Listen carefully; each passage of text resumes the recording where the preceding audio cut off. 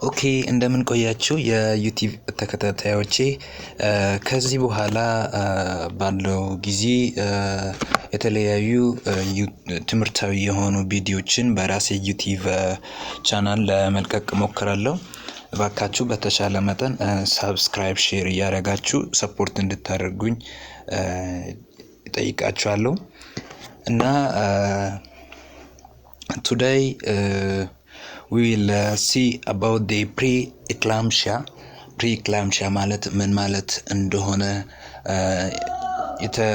ትንሽ በተወሰነ ታይም ውስጥ preeclampsia ምንነት ኮዙ ምን እንደሆነ ትሪትመንቱ እንዴት እንደሆነ ማኔጅመንቱ እንዴት እንደሆነ በተወሰነ ታይም ለመግለጽ እሞክራለሁ።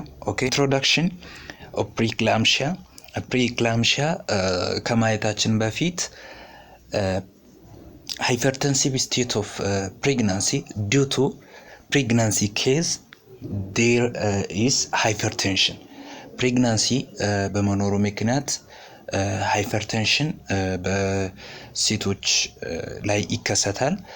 this is due to pregnancy ማለት ነው። because of that there is a hormonal change, physiological changes in their body.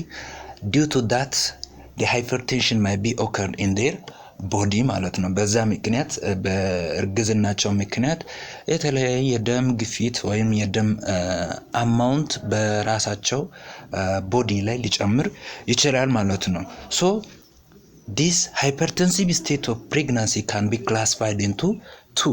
These are pregnancy induced hypertension and chronic hypertension ማለት ነው። pregnancy induced hypertension ስናይ ይሄ ማለት ምን ማለት መሰላችሁ? ከዚህ በፊት ኖርሞቴንሲቭ በሆነች እና ናን ፕሮቲኒዮሪክ ውመን በሆነች ሴት ላይ የደም አማውንት ወይንም የደም መጠኑ ሲጨምር pregnancy induced hypertension እንላለን ማለት ነው። pregnancy በመኖሩ ምክንያት የሚመጣ ሃይፐርቴንሽን ምን ይባላል? pregnancy induced hypertension ይባላል ማለት ነው።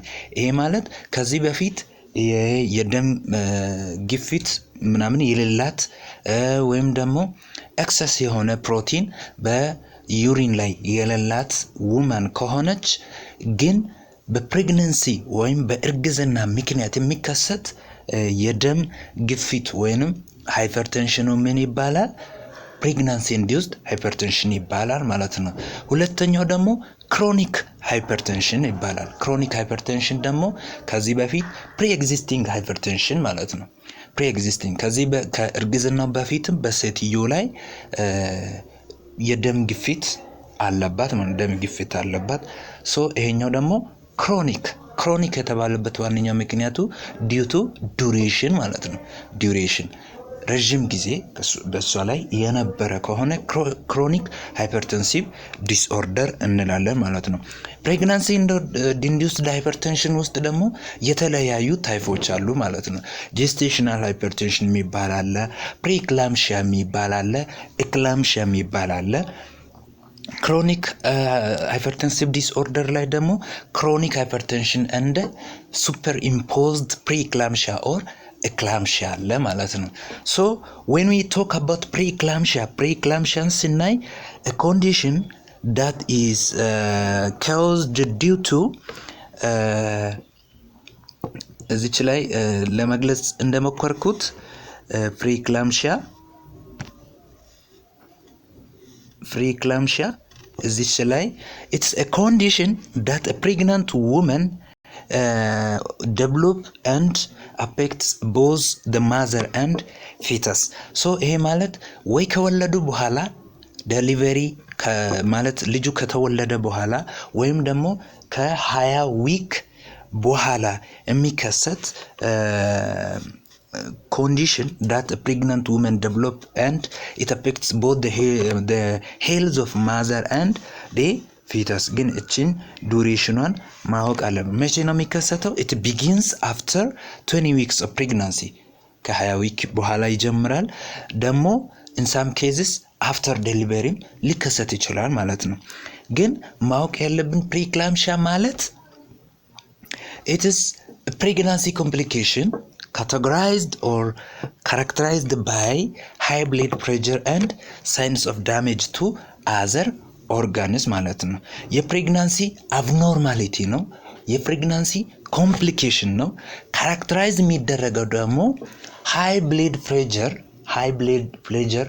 ፕሬሸር በመኖሩ ምክንያት ሌሎች ኦርጋኖች ዳሜጅድ ሲሆኑ ፕሪክላምሺያ እንላለን ማለት ነው። መቼ ነው የሚከሰተው?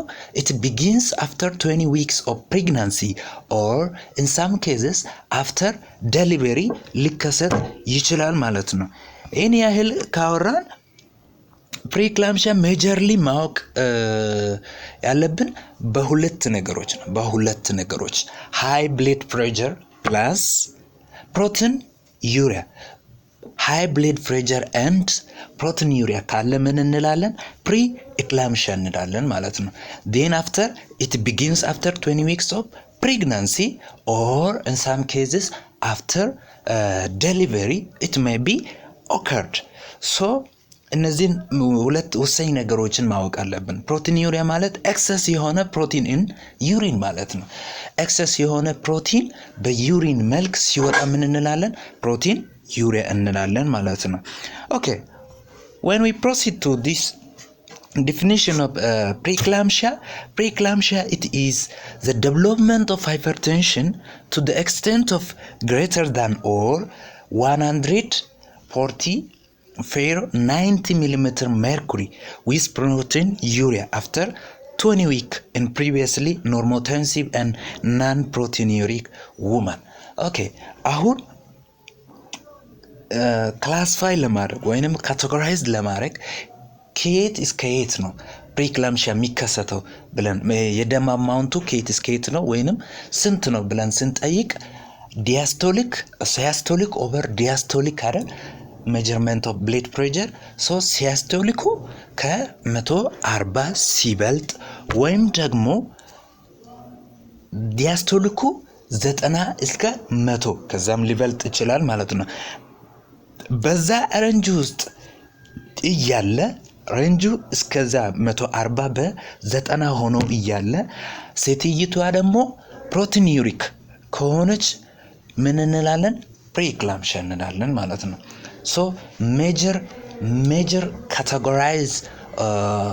categorization of this preeclampsia is that hypertension or high blood pressure plus the blood pressure amount is greater than or equal to 140 per 90 millimeter mercury plus protein urea. so ይሄ ምን ይባላል?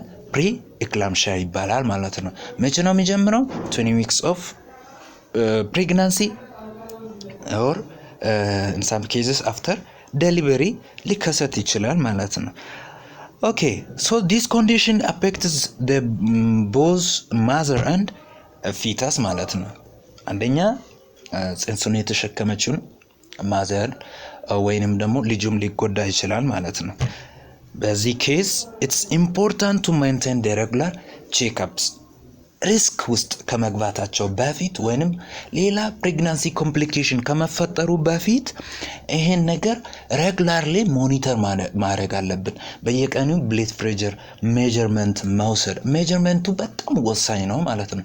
ሬጉላር የሆነ ቼክአፕ ሬጉላር የሆነ ቫይታል ሳይን ሞኒተሪንግ is essential in order to control the preeclampsia ማለት ነው። it is sometimes called as gestational hypertension with proteinuria and edema or pathologic ይሄ በሽታ በመኖሩ ምክንያት የተለያዩ ሲምፕተሞች በፕሬግናንት በሆኑ ውማን ላይ ይከሰታሉ ወይንም ይታያሉ ማለት ነው። አንደኛ ሲቨር የሆነ ሄዴክ ይኖራቸዋል።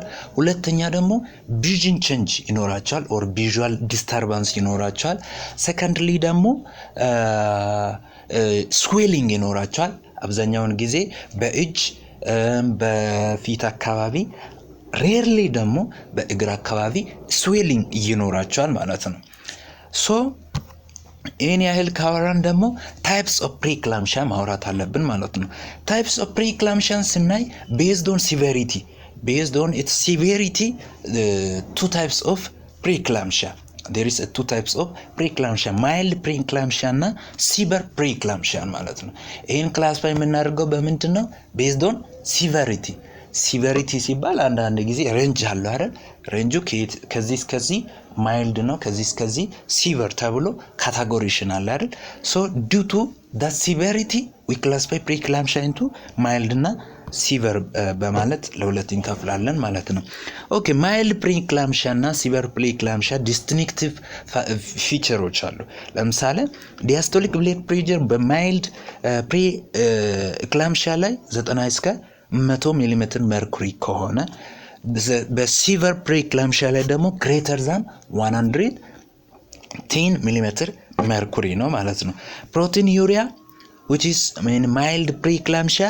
less than 2 plus no or the amount of albumin is less than 2 plus በሲቨር preeclampsia ጊዜ ደግሞ 3 እና ከዛ በላይ ሊሆን ይችላል ማለት ነው ሄዴክ በማይልድ preeclampsia ጊዜ ብዙም የለም በሲቨር preeclampsia ጊዜ present ነው it doesn't go away ይላል አንዳንድ መጽሐፎችን ስናይ ሲቨር የሆነ ሄዴክ ይኖራቸዋል ሌላው ደግሞ visual disturbance በማይልድ preeclampsia ላይ የለም በሲቨር preeclampsia ላይ ግን አለ upper abdominal pain በማይልድ preeclampsia ጊዜ ብዙም የለም በሲቨር ጊዜ ግን አለ oliguria ማይልድ preeclampsia ላይ